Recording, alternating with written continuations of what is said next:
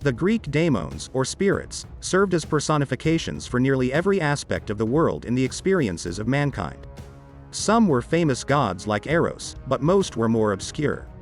Two of these personifications were inescapable to any man who went to war, though. Nearly every soldier would at some point feel the power of Deimos and Phobos. If you have a feeling of dread in the pit of your stomach or the urge to run away and hide, you might be under the influence of Deimos and Phobos, the twin gods of terror and panic. Only the bravest, or the most devoted, warriors completely resisted panic and terror in the face of battle. Courage, good training, and self-restraint were needed to keep the gods of fear from holding too much power. The twin sons of Aphrodite and Ares embodied two different types of fear.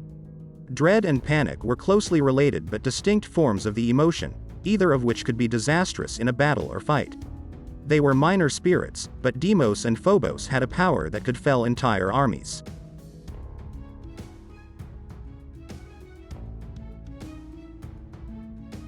Deimos and Phobos were twin brothers, the sons of Ares and Aphrodite. Aphrodite was the goddess of beauty and love, while Ares embodied the brutality of war. Despite their differences, the two deities had one of the most famous love affairs in Greek mythology.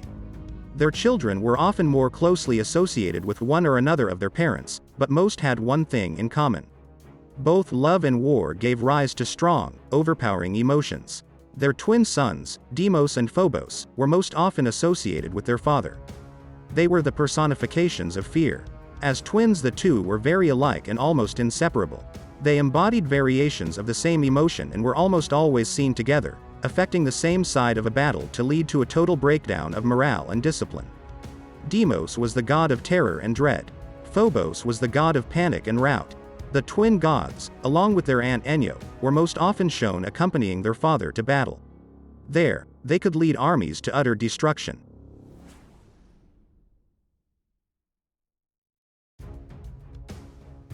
Despite their associations with overwhelming forms of fear, Deimos and Phobos were typically not represented as particularly terrifying in their appearance. In fact, most artwork shows them as looking remarkably ordinary. They were young men, either nude or dressed as soldiers. Often only an inscription differentiates them from common soldiers. Sometimes their identities can only be inferred from their proximity to their father, Ares, or the other terrible gods and goddesses of war. A few depictions, both written and artistic, show them in a more terrifying light than this. Hesiod said that Phobos had eyes that glowed like fire and a gleaming row of viscous-looking bright white teeth. In other depictions, Phobos is shown with leonine features. He sometimes has the mane of a lion or the entire face of one. More immediate than their physical appearance, however, were the feelings that the twins inspired in all who encountered them. Terror and panic were two of the strongest emotions a man could face on the field of battle.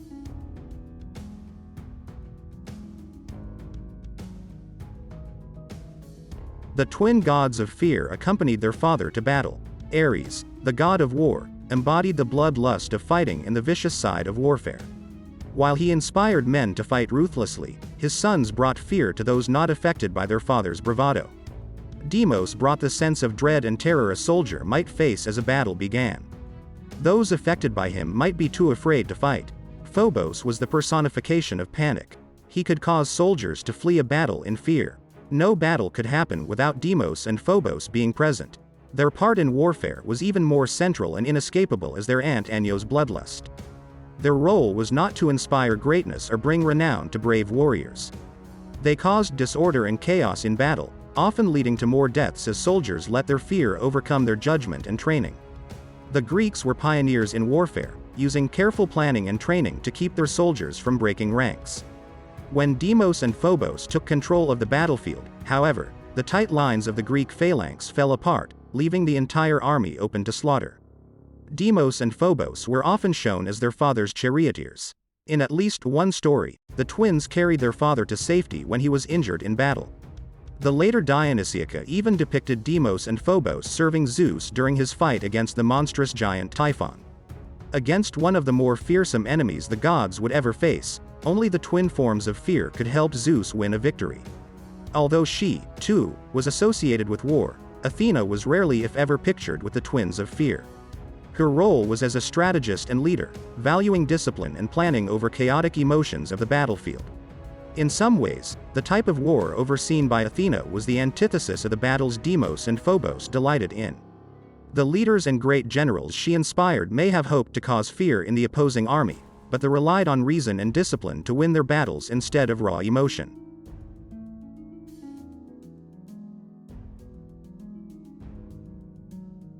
In Greek warfare, a soldier's shield was as much of a weapon as his sword or spear. It could be used to strike out at an enemy, but it had an even more important function as a psychological weapon.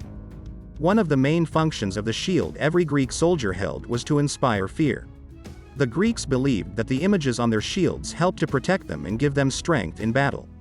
They would often decorate their shields with images of their favored god or goddess to ask for that deity's protection. More often, however, the Greeks used their shields to inspire fear in their enemies.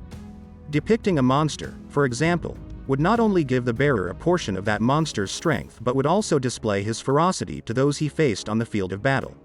Shields served as a type of psychological warfare among Greek armies, and many famous examples showed that the Greeks often invoked Phobos and Deimos to inspire fear in their enemies during battle. A warrior's shield was so important that many poems and epics describe them in great detail. While common soldiers may have had simple shields, the great kings and gods carried shields into battle that were rich works of art in themselves. Several of these exceptional shields described by ancient writers featured Deimos and Phobos as proof that those who carried the shield had the favor of those gods and could inspire their fear in anyone who challenged them. The Shield of Heracles, in an epic poem written by Hesiod, the Shield of Heracles is described in detail. Among the many images engraved on it were several of Phobos and Deimos. The Aegis of Athena, while the head of Medusa was always the central part of Athena's famous shield, Homer described hanging about it like a garland, because the Aegis was imbued with the god's power. The Shield of Agamemnon, like Athena's Aegis, the famous king's shield featured Medusa encircled by a pattern of bronze, tin, and cobalt. Phobos and Deimos were inscribed upon it to aid the king in battle. The Shield of Achilles, the hero's shield, was inscribed with images of many wars and included Deimos, Phonos, Anio, and Ares at the center.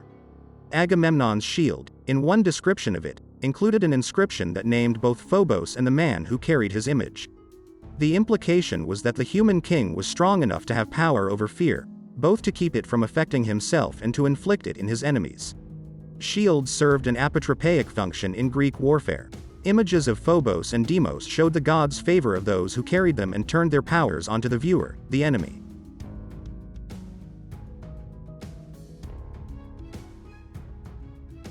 While Deimos and Phobos were most closely associated with their warrior father, they were also sons of Aphrodite.